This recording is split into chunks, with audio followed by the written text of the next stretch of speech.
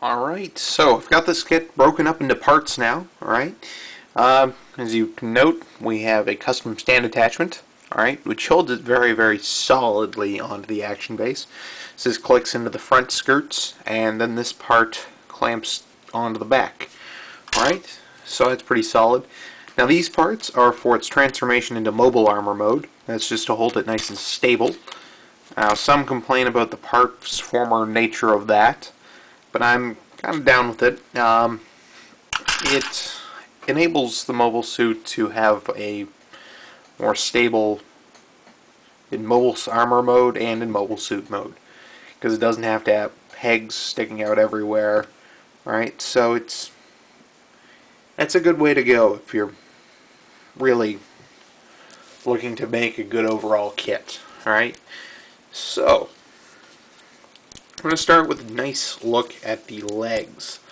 Alright, so here we have one leg taken off. Okay, so you can see the toes, since we're going to start with, can fold down with relative ease. Alright, and swing down. The armor on the ankles moves fairly easily up and down. Notably, of course, there's a lack of armor, so it shows a lot of inner frame at that base portion, alright, which is actually one of the qualities that I really like about this kit and most of the Hyakushiki lineup. Alright, so you can see where the toes fold down nice and easy. Now, see if I can do this right. No, I totally can't right now. Anyway, so you can see where the ankle moves too. Okay, and the piston will slide out nice and easy. Alright. Sliding piston, I think you get the same effect when you move the knee here. I kind of maxed it out here. Alright. Alright, so there's the knee. It gets about 180 or a little less, I guess. The chunky bits kind of flying out. It's a little hard to get it back in position, but without a doubt, no problem. Alright. Now, it also has a few features that are largely for its mobile armor mode. Alright.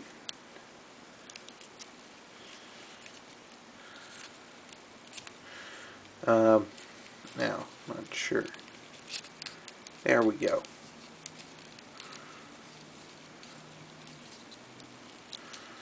See if I can't do this on camera at all.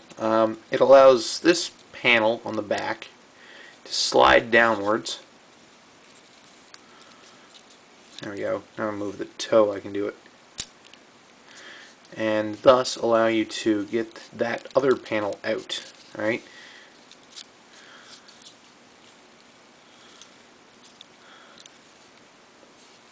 Just as simple as that. Alright, there you have a transformed leg. Alright.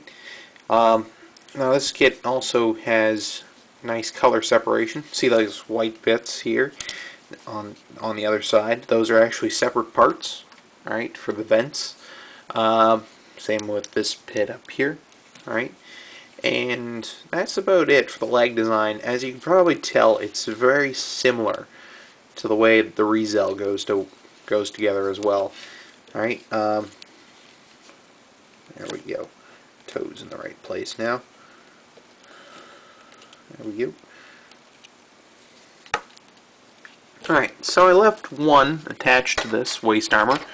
Alright, it's all mounted on a ball joint here, so you can see. Nice and easy.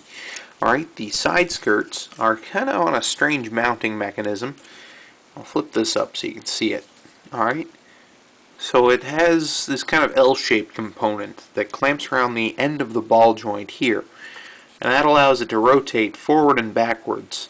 And then it's mounted on a ball joint and peg system, so from there it can swing back and forward, which I think allows it to get in a better position for its mobile armor mode.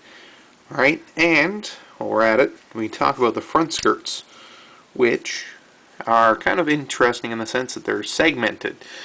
with some odd color separation thrown in. So you can see where I've got the bright blue going there. Alright, so that's the back part. Alright, and between those two, you have this little part on a ball joint in there. Okay, so that's pretty cool too. And then the back skirts, again, color separation, white, gray, green. Alright, and that can swing up and allow the hips to separate, again for mobile armor mode.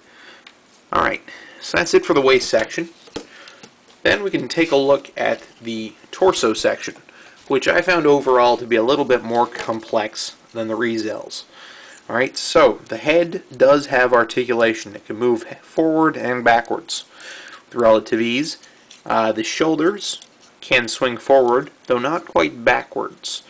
Alright, now this component here flips out to form a nose cone type deal just before you connect the shield during mobile armor mode. Ball joint at the waist. Alright, it does grant a little bit more articulation forward and backwards than the Rezel does, though. Alright, now the binders on the back have quite a bit of articulation. They can swing forward, backwards. They've got quite an interesting arm assembly. Layers as usual. They have hinges at the base. Alright, now those can swing up to give it the Hyakushiki look, or out for its mobile armor mode. Now these can swing up and back right here, as well as at the binders themselves. They have a nice hinge that comes out. Alright, then again for mobile armor mode you have the binders, which are movable.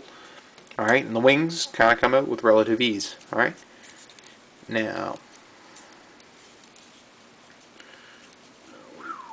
that's pretty much it for that component.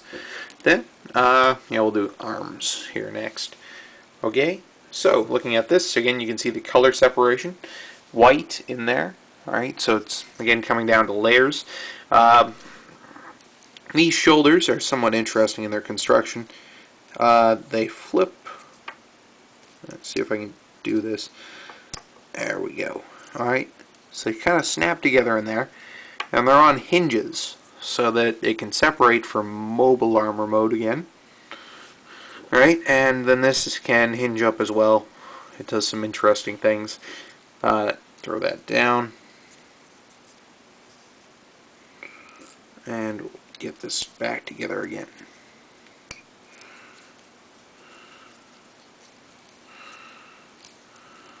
There we go. Alright, now at the elbow you get almost 180. Alright, the hand is on a ball joint and peg system.